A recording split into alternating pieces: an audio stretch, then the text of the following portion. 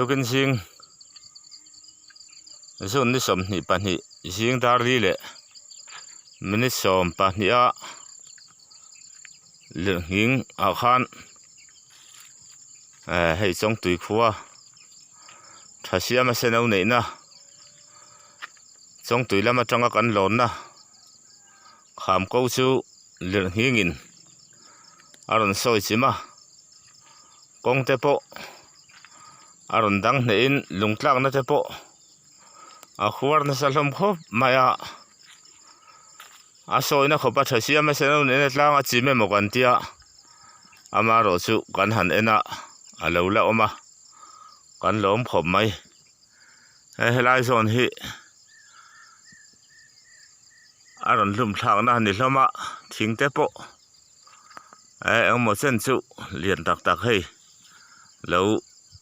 lunual maya tuna hian hei puto ka te po kan zu sia tira ni hi bike nen rang takin lo thleng chawa tlangwal rolan lo thleng anga kan in nam son mai tura kan nga ya hei alung po hi a lian tham khop maya a then chu an tlang thanual bok ani thlanglam ah hian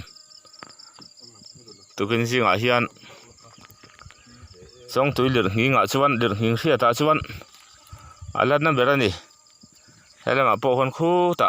alum thanual boka helam alum na hnu ma he chu an zuang sang dewa alang li tuk vak lewa ti hian kan chong tui khuwa an khuwa lo lang boka helam a hendil kon tlang te lo lang bok ani ara thlak khop mai tukin lirhing hi tuipui ra la chuan ceiling chhia te po hall chimte hall ceiling chimte biakin ceiling chhia te mimal tui sem ke te chian na tuipui ra la hian a om nual ani